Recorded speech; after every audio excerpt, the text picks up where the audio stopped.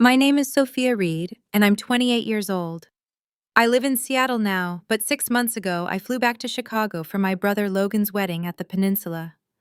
I walked into the grand lobby, smoothed my dress, and gave my name at the reception table. The two women in black flipped through the guest list twice, then looked up with that familiar mix of confusion and pity. "I'm sorry, ma'am. Your name isn't here." I asked them to check again.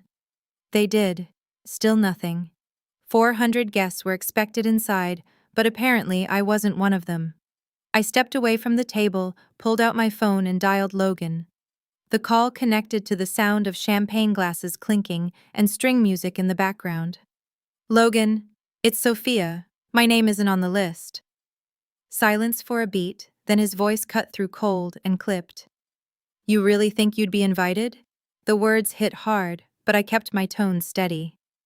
"I flew across the country." He laughed, a short, sharp sound. "That's your problem, not mine. This wedding is for people who matter, important people, not someone who takes pictures of weddings for a living, or whatever it is you do out there. Go home, Sophia. Don't make a scene."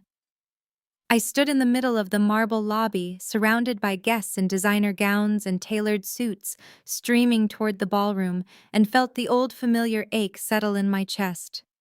28 years of being the afterthought, the one who never quite fit. I could have fought back right there. I could have walked in anyway, or caused the kind of scene he feared. Instead, I walked to the gift table. Hundreds of glossy packages, Hermes Tiffany crystal decanters piled high like trophies.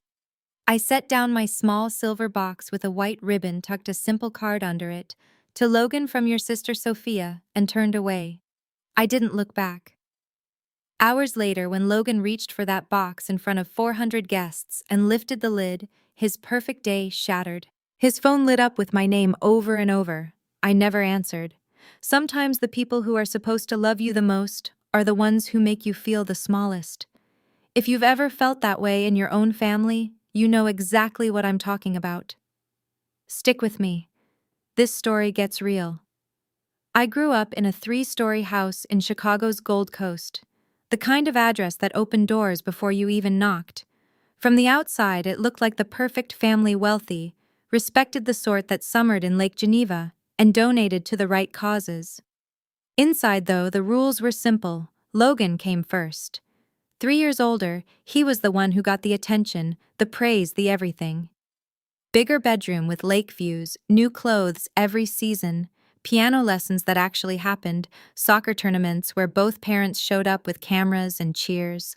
I got hand-me-downs, forgotten appointments, and the quiet that comes when no one is looking for you. My 10th birthday made it impossible to pretend anymore. Double digits felt like a milestone. I had circled the date on my calendar in red marker, imagining a cake with my name balloons, maybe a few friends. That morning I woke up buzzing, ran downstairs in my favorite pajamas, and stood in the kitchen doorway. Mom was on the phone finalizing details for Logan's upcoming tournament party, catered lunch, a bounce house, 30 kids from his class. Dad had already left for work. I waited until she hung up, then said, "It's my birthday today." She glanced over, distracted. "I know, sweetheart. We'll do something later." The later never came. By afternoon, the house was alive with preparations for Logan. He had just gotten a brand new mountain bike, shiny red, top of the line, and he was riding circles in the driveway while Mom filmed on her phone and Dad stood on the porch clapping like it was the Olympics. I sat on the stairs, arms wrapped around my knees, watching the celebration that had nothing to do with me. The ache started small, then grew until it filled my whole chest. I slipped upstairs to my room, closed the door, and let the tears come. I cried quietly so no one would hear. Then the doorbell rang. Grandma Evelyn Harrington. Dad's mother stepped inside carrying a small wrapped box. She didn't announce herself or make a production. She found me on the stairs, sat down beside me without a word, and handed me the gift.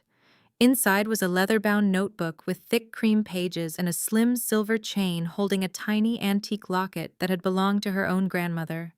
"Quiet treasures are the ones that last," she said softly, touching my cheek. "You have a way of seeing things most people miss. One day the world will see what I see in you."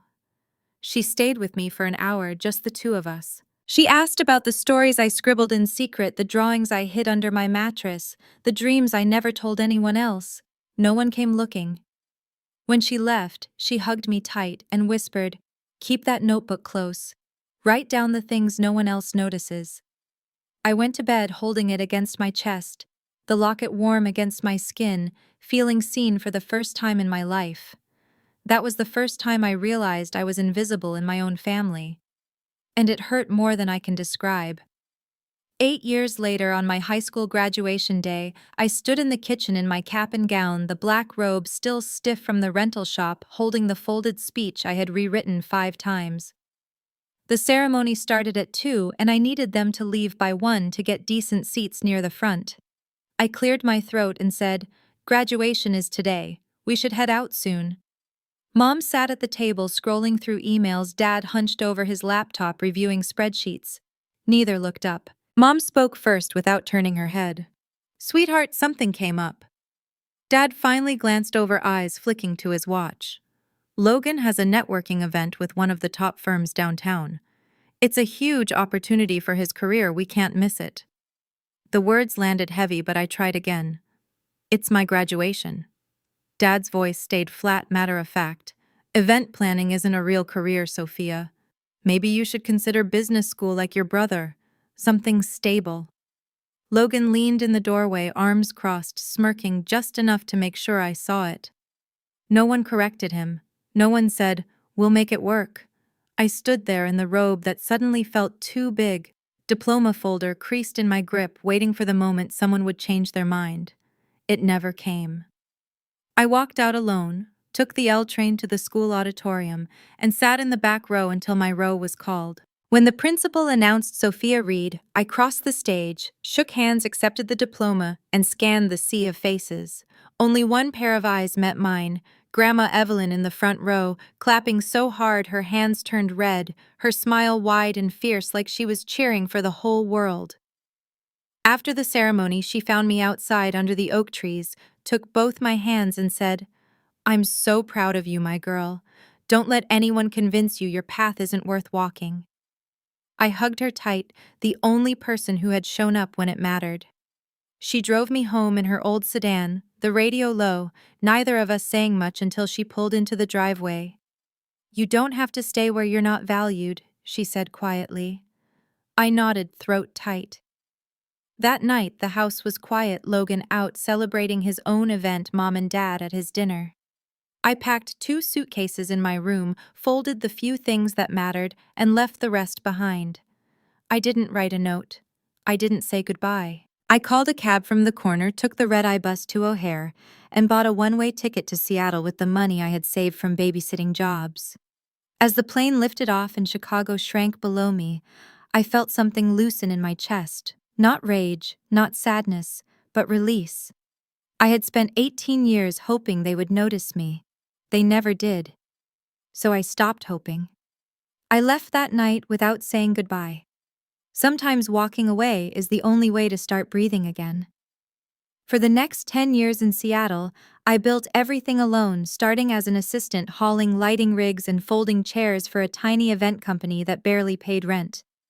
I learned the business from the ground up, negotiating with vendors at 2 a.m., calming panicked brides on their wedding day, turning last-minute disasters into moments no one would forget. I saved every dollar, studied contracts, until my eyes burned, and networked at industry events where people handed me business cards without ever asking my name. 5 years in, I launched Lumina Luxe Events from a cramped apartment in Queen Anne Hill, landing my first real client, a simple backyard ceremony for a couple who trusted me because I listened. Word traveled fast through referrals.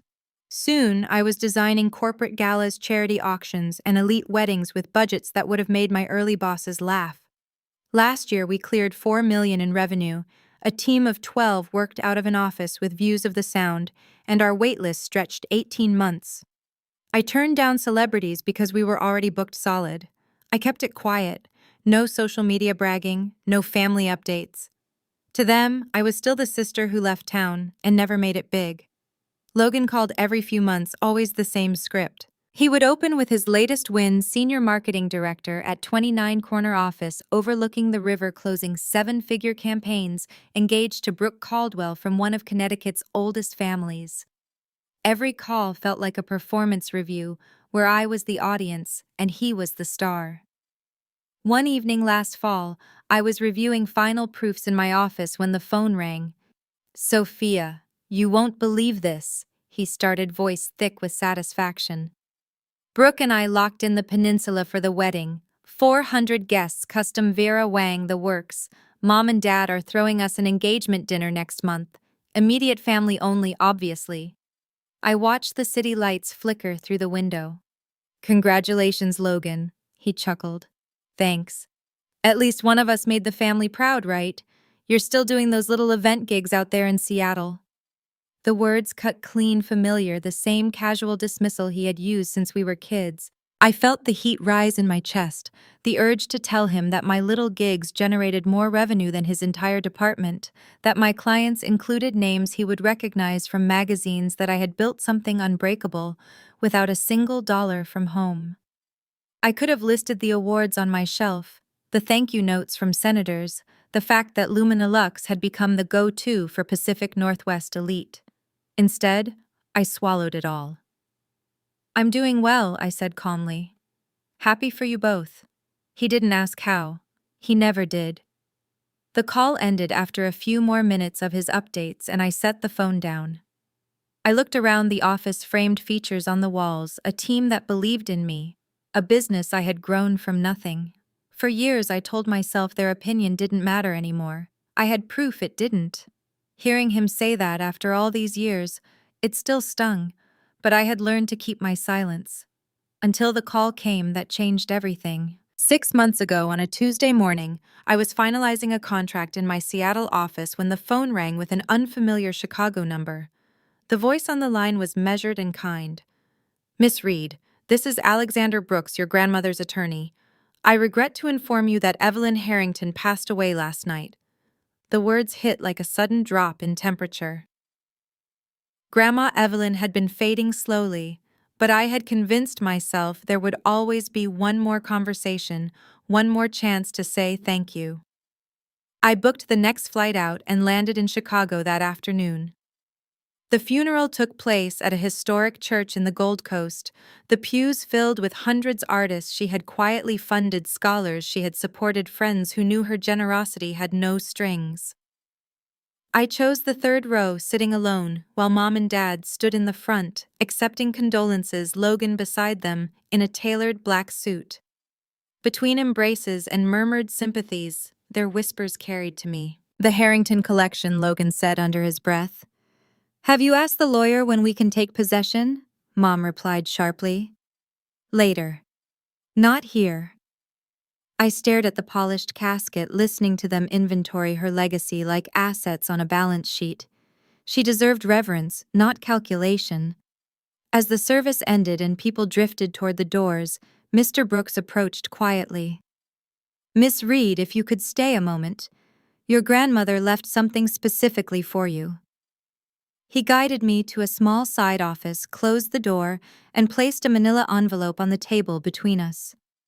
"She came to me 2 years ago," he explained. "This is separate from the public estate, and was to remain confidential until you chose the moment to reveal it." I opened the envelope with unsteady hands. The first document was a notarized amendment, the entire Harrington collection. Centuries-old jewelry, rare paintings, heirloom pieces appraised at $2,800,000 was willed solely to me. Not to Logan, not to my parents. Me. The second was a letter in her familiar, elegant handwriting. "My dearest Sophia," it began. "If you are reading this, I have left this world. I chose this path because you see these pieces as stories, as memories passed through generations. Logan and your parents see them as trophies, symbols of status to be displayed and envied. You understand that true beauty is preserved, not possessed. They will be furious. They will claim I was confused in my final years. But I have watched you become someone extraordinary, even when no one else bothered to look. These belong with you where they will be honored." All my love, Grandma Evelyn. I read the words twice, then pressed the letter against my chest as tears came without warning. Mr. Brooks waited patiently. She was clear this remains private until you decide otherwise. I nodded, folded the documents carefully, and slipped them into my bag. When I stepped out of the church, the autumn air felt sharper, the city quieter. For the first time since I left Chicago at 18, someone had chosen me without hesitation. Reading her words holding that letter, I felt seen for the first time in years, and I knew I couldn't keep it hidden forever. 3 months after the funeral, Rebecca Langford called.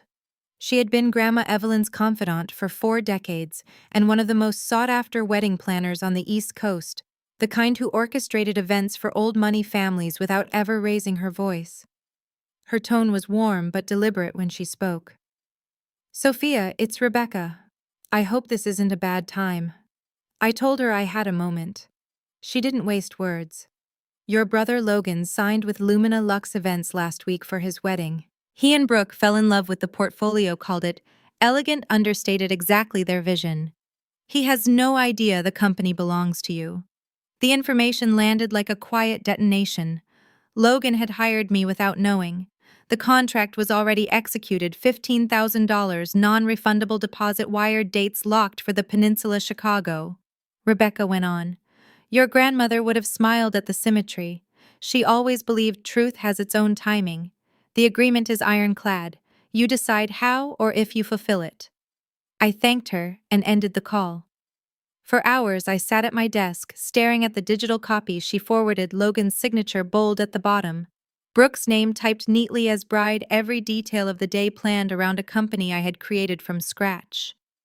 I walked the office, replaying the countless times Logan had reduced my work to a hobby, the casual superiority in his voice whenever he updated me on his promotions or his perfect fiancée. I could cancel tomorrow, force them to find a last-minute replacement, watch the chaos unfold from 3,000 miles away. Or I could let it proceed, send a team, and keep my distance while the truth waited in the wings. But Grandma Evelyn's letter kept surfacing in my mind, her quiet insistence on preservation, on honoring legacy over display. I pictured Logan assuring Brooke the Harrington collection would be theirs, the custom velvet-lined case already ordered, the stories he must have told about how Grandma always favored him. They were constructing an entire future on an inheritance that had never been promised to them. The next morning I called Rebecca back. "I'm not photographing it," I said, "but I'm sending a gift. A small silver box.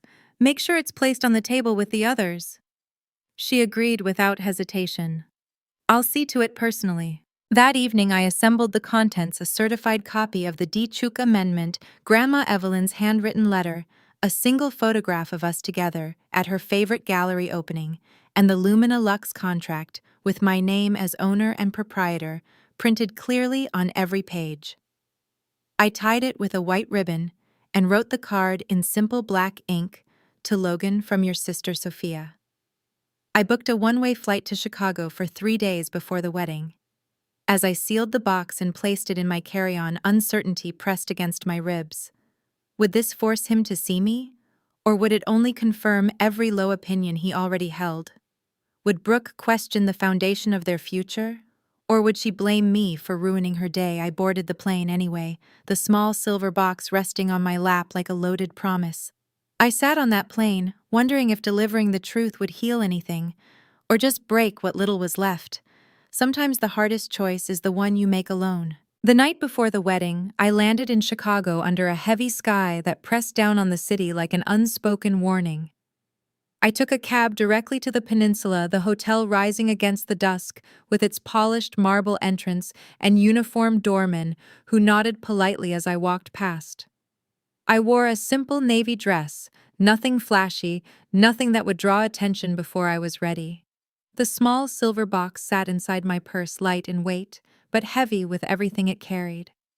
At the reception table, 2 women in black checked the guest list with practiced efficiency. I gave my name. They scanned the pages, traced the lines once, twice, then looked up with that careful professional sympathy. "I'm sorry, ma'am. You're not listed." I asked them to verify again. They did. 400 names filled the sheets, but mine had been deliberately omitted. I stepped away from the table, found a quiet corner near the elevators, and dialed Logan. The call connected to the soft buzz of cocktail hour glasses touching string quartet, playing laughter drifting through the line. Logan, it's Sophia. My name isn't on the list. A short pause, then his voice came through sharp and dismissive. I know. You weren't invited. The words cut clean, no hesitation. I'm your sister. He let out a short, cold laugh. This is for people who matter. Important people. Not someone who left town and never came back. Go home, Sophia. Don't make this about you. I stood in the lobby surrounded by guests moving toward the ballroom in designer gowns and tuxedos, the air thick with perfume and anticipation, and felt the old rejection settle like a familiar weight. I could have pushed past the table, walked in anyway, turned the moment into something he couldn't ignore. Instead, I walked to the gift table. It was a display of excess, hundreds of packages in every color: Tiffany blue, Hermes orange, glossy white with satin bows, envelopes that likely held checks with too many zeros. I found a spot near the edge, set the silver box down carefully, and slipped the card under the ribbon. To Logan, from your sister, Sophia. One of the receptionists watched from her post, her expression flickering between confusion and something close to pity. I met her eyes for a second, gave a small nod, and turned away. Outside, the autumn air hit sharp and clean. I hailed a cab to O'Hare and settled into a seat in the terminal lounge, watching passengers hurry past with their carry-ons and hurried goodbyes. 1 month earlier, Brooke had hosted her bridal brunch at a private room in the Four Seasons. Rebecca had shared the details later: the champagne flutes, the tiered trays of pastries. Brooke, at the center of 30 women glass, raised as she announced the Harrington collection would be her something old. It's worth millions, she had said with a smile. Grandma always intended it for me. She knew I would wear it the right way, not like Logan's sister, who wouldn't know heirloom from costume jewelry. Mom had nodded along, laughing softly. They had planned photo shoots, a custom velvet display case, the perfect way to showcase what they assumed was already theirs. Watching planes taxi and lift off from the gate windows, I realized something. Being invisible doesn't mean you're powerless. It just means you get to choose when to step into the light. While I waited for my flight home, the reception at the Peninsula unfolded like a carefully scripted performance suddenly gone off script. The ballroom gleamed under massive crystal chandeliers. Ivory tablecloths draped over 100 round tables, towering centerpieces of white roses and hydrangeas catching the light. Waiters in white gloves moved silently, serving the third course, while a string orchestra played soft melodies in the background.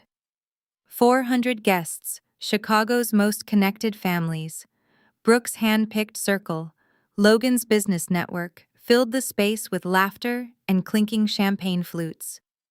Logan and Brooke sat at the head table, glowing in their custom attire, accepting toast after toast. My parents flanked them, beaming with the pride they had reserved for Logan his entire life. No one noticed the absence of one chair. As dessert plates were cleared, the MC stepped to the microphone. Ladies and gentlemen, it's time for the bride and groom to open a few special gifts before we cut the cake. Logan stood, took Brooke's hand, and led her to the gift table with the easy confidence of someone who had never doubted his place. They opened crystal vases, sterling silver frames, thick envelopes that undoubtedly contained generous checks. Then Logan's fingers closed around the small silver box. He lifted it, glanced at the card, and read aloud with a mocking smile. From my sister Sophia, the one who didn't even make the guest list. A ripple of uncomfortable laughter spread through nearby tables. Brooke gave a tight smile. Logan untied the ribbon, lifted the lid.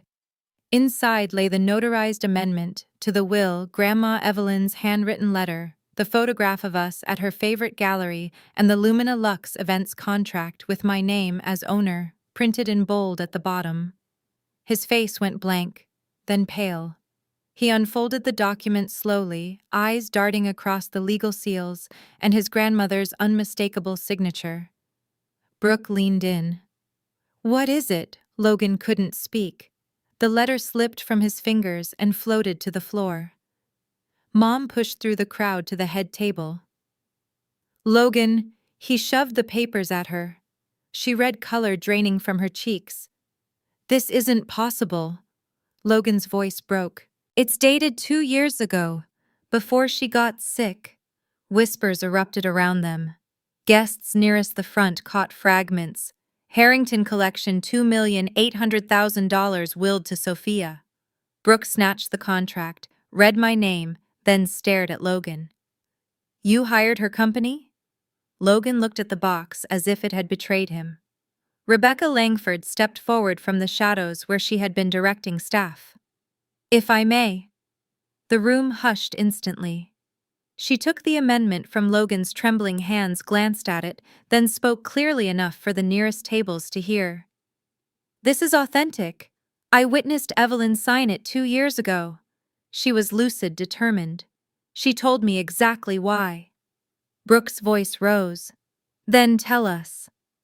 Rebecca met Logan's eyes with calm certainty. "Evelyn said Logan sees these pieces as trophies. Sophia sees them as memories. She said Sophia was the only one who loved her for who she was, not what she owned."